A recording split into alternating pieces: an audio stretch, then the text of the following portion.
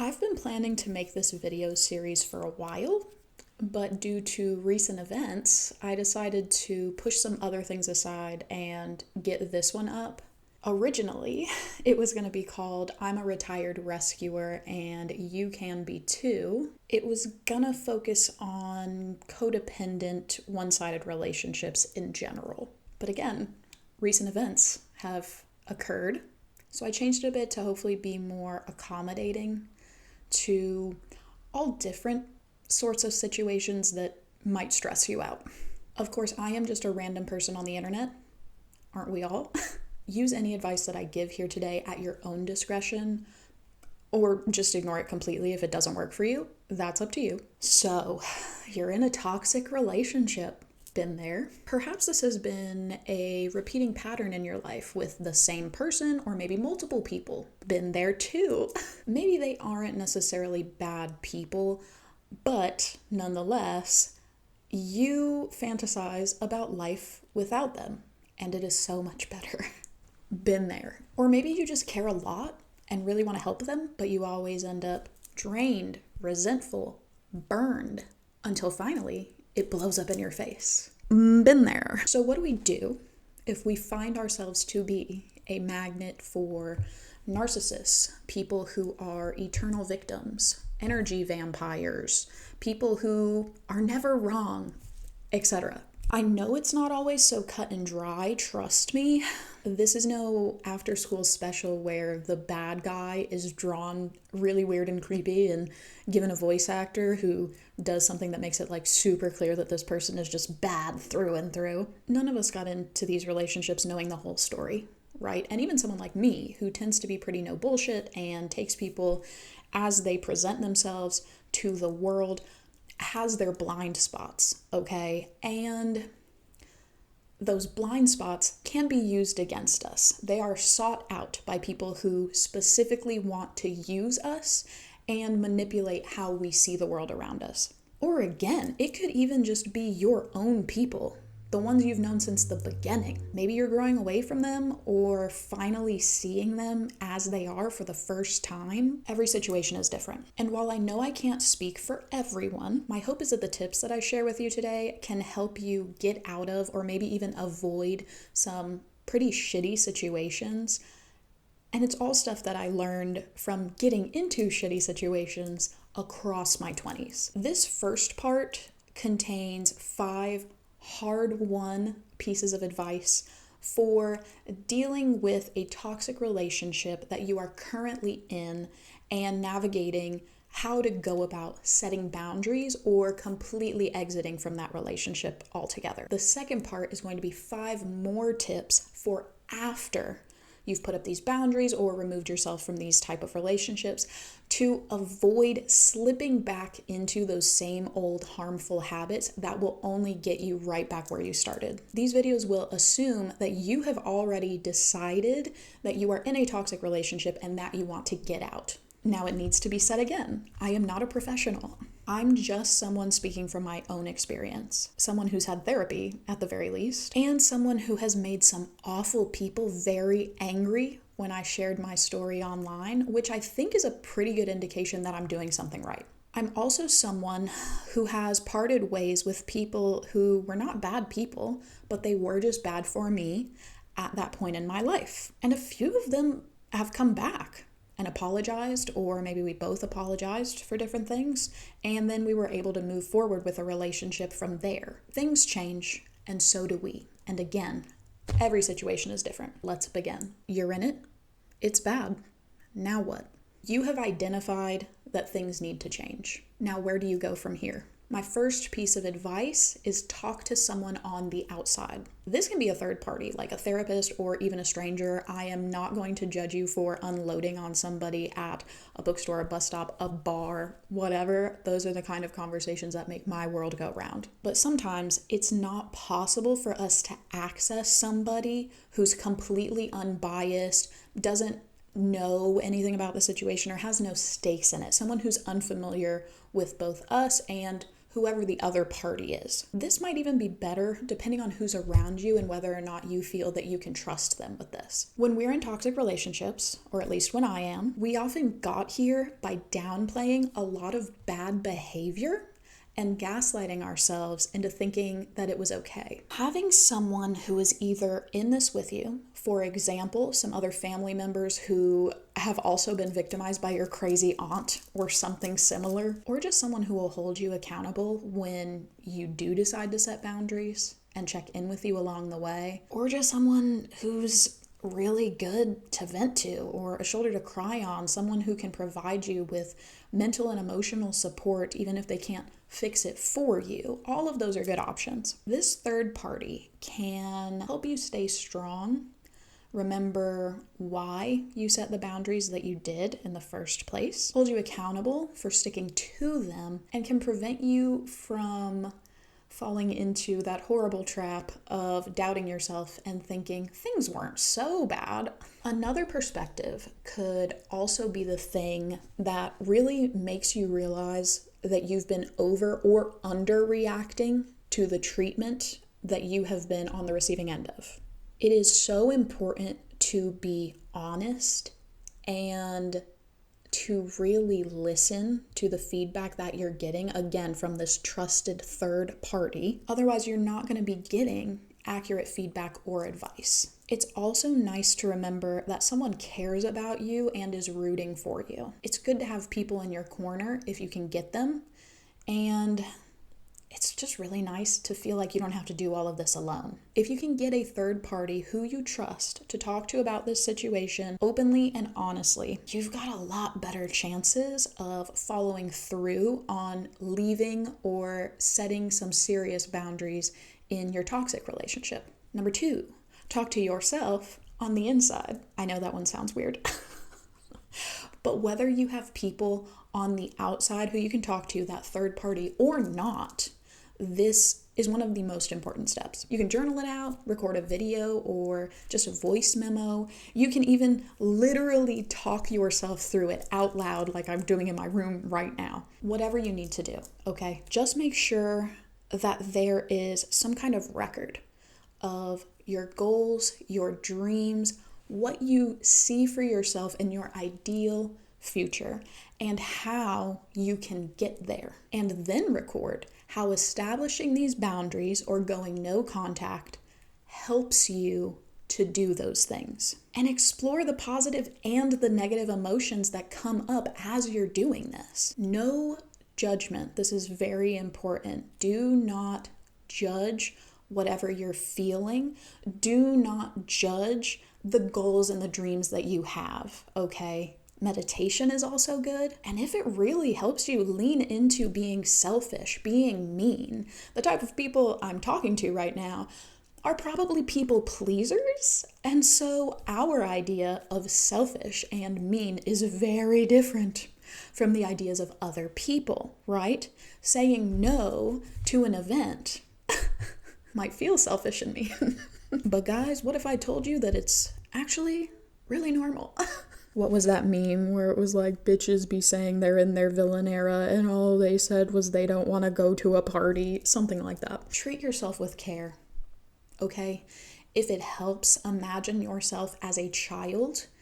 Imagine yourself caring for, soothing that child, keeping them safe. Or if kids aren't your thing, treat yourself like a pet. Whatever works for you. You've just got to build an inner pillar to keep yourself standing up.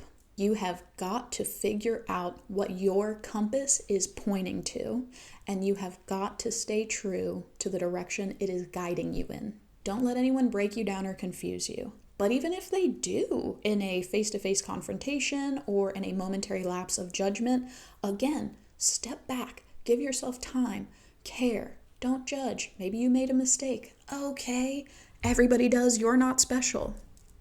Get over it.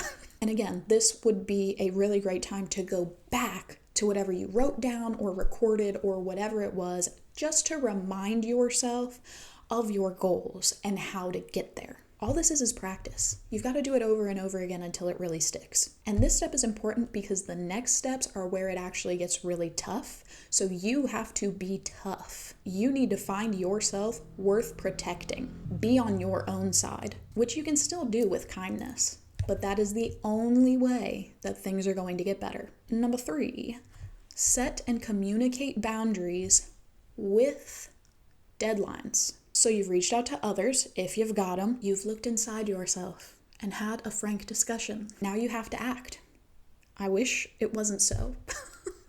Because for many of us, this is the toughest part. But buckle up, besties. And again, this is not something that everyone can do. If it puts you in danger, skip it. Or if you've already tried this and it doesn't work, skip it. However, if it makes sense, and especially if you believe that there is anything worth salvaging in this relationship with this person or these people, you have got to make them aware of how they are making you feel, what impact they are having on your life and well-being, and what actions need to be taken in order to preserve your relationship. Do not apologize. Remember that you love yourself and deserve to be treated lovingly. You deserve to be considered by other people. Now, depending on who we're dealing with here, there is a good chance that they won't take this well.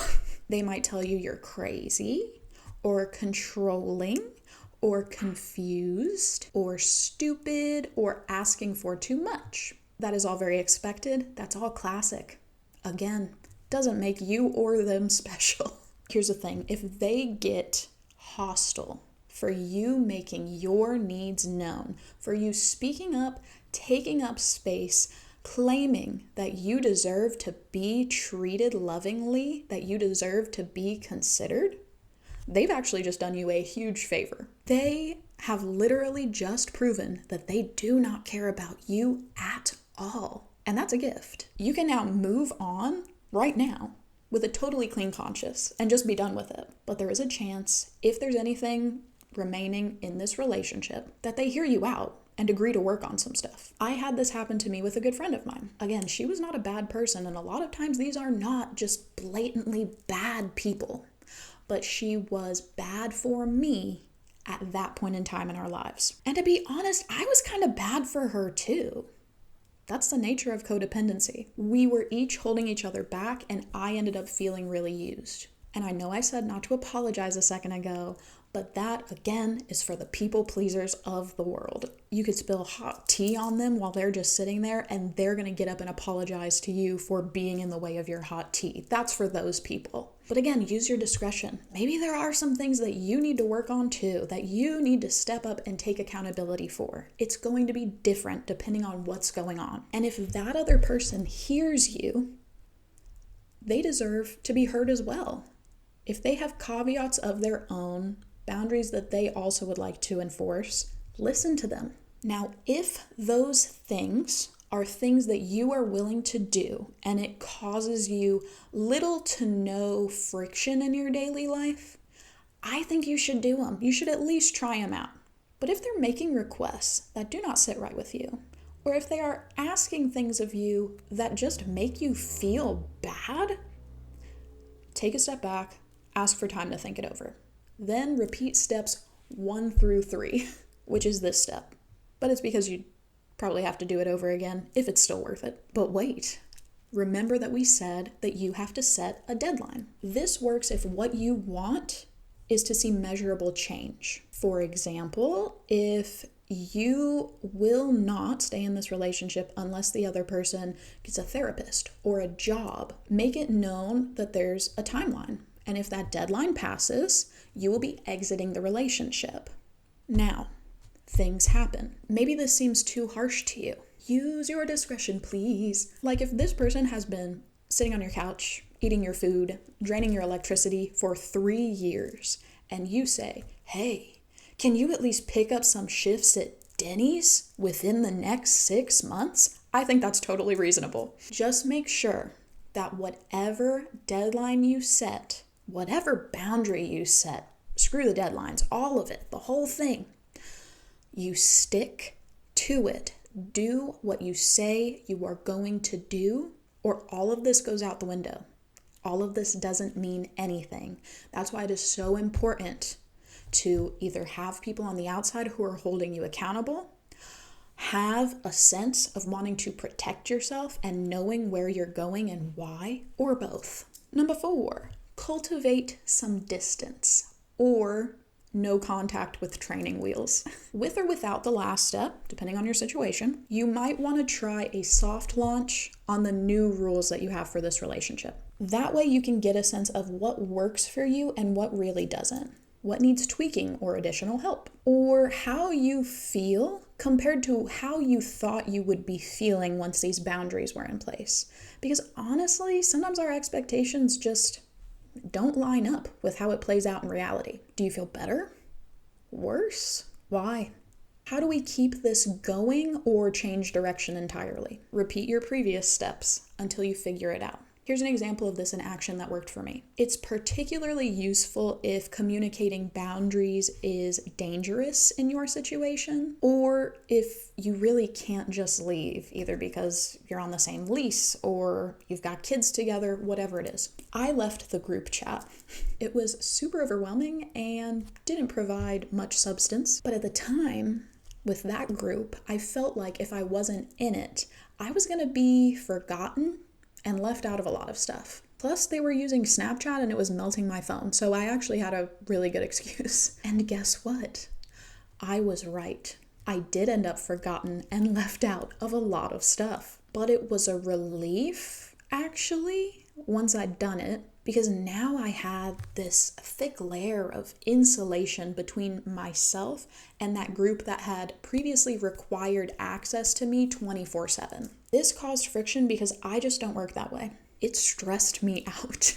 And full disclosure, the relationship I had with these particular people had a lot of other issues that made it toxic in general. But this is just an example to show that even small steps can really help you to foster that sense of distance, reorient yourself, and figure out, why was this making me feel this way? And what else can I do to maintain these relationships in a way that doesn't stress me out? And that's really the main goal here, right? To reduce stress as much as possible, to foster peace, even should we be so lucky. Another example of how to soft launch your boundaries is gray rocking. That one's more hardcore, and there are a lot of people who could probably explain it way better than me and the whole psychology behind it. But the basic idea is to act disengaged in a situation where the other party really wants a reaction. Give little to no response. It's basically the emotional version of playing dead when a bear comes poking around. This can work in certain situations, but not in others. Again, do what works for you. Number 5, collect receipts. This one might just be my favorite because I am a little bit paranoid. So you've implemented your soft boundaries. Make sure to document those too. If it's possible to get whatever conversation you had in step 3 written or recorded, do that as well. Especially if we're dealing with contracts, again, like leases, any kind of finances, anything legal, anything to do with your safety, definitely jot that down, But even if it's not that serious, maybe you just don't appreciate your grandma sending you 50 plus conspiracy theories in a day. Have it documented somewhere that you put your foot down, that this discussion did happen, and refer back to it as necessary. Receipts or proof or whatever word you want to use for it serves the purpose of reminding the other party of where you stand and exactly what is going to happen if they violate your agreement. But it can also serve as a very valuable reminder for yourself. And so this step, like the rest of them, kind of circles back through all the other ones. I am always going to recommend covering your own ass, and that even means against yourself. Some of us have short-term memory loss when it comes to the rude things that people close to us might say or do. So keeping a folder on your phone full of screenshots, photo, video evidence, whatever, can be just as helpful for making all the facts known to outsiders, as well as jogging our memories when, again, we start to slip in our resolve and think, it really wasn't so bad though, guys.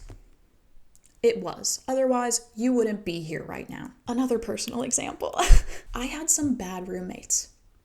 A few times, but I'm talking about the most recent one. One of the many issues that we faced was the state that they would constantly leave this house in. Things were already rocky between us on a personal level, so I started taking pictures of the dirty clothes they left everywhere, the half-full drive-through cups from times that they had eaten out that were just like in different rooms of the house and left to sit for months, of the ground beef and pasta and milky cereal that would just get dumped into the kitchen sink and left there, of the several totes and random beach stuff that one of their friends left here and didn't come pick up for 6 months. So when these people did move out, I had evidence, both to remind myself to be grateful for the fact that they are now gone, and also to help with the fact that they are now dodging those last few months' rent payments,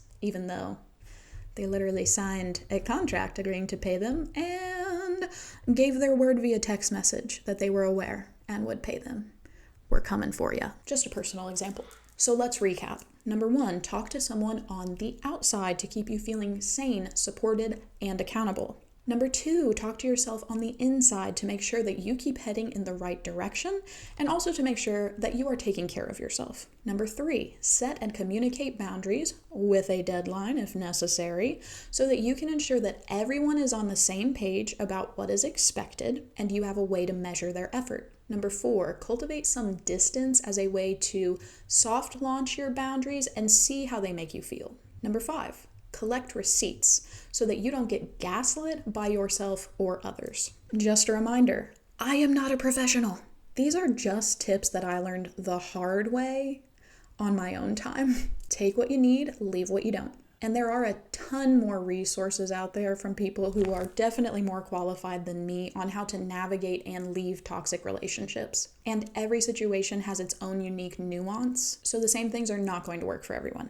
But still, I hope there's something in this video that you found useful, especially if you've made it this far. I will have more review content, of course. But from time to time, I will be making videos like this where I just talk about life stuff and maybe even share some stories. I'm not trying to drag anyone I know personally or get into the tea, but honestly, if y'all want some lore to drop, just let me know. I'm not above it.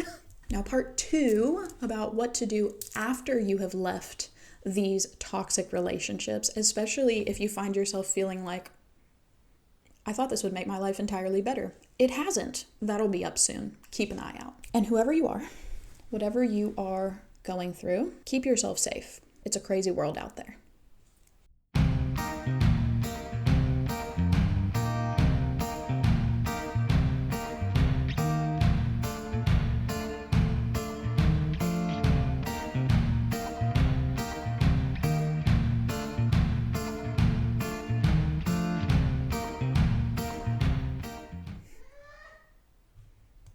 What are you laughing about? Pizza?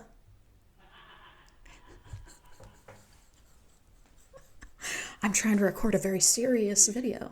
Okay, thank you. And my fiance is laughing in the other room about a TikTok about pizza. He said he's going to send it to me. Okay.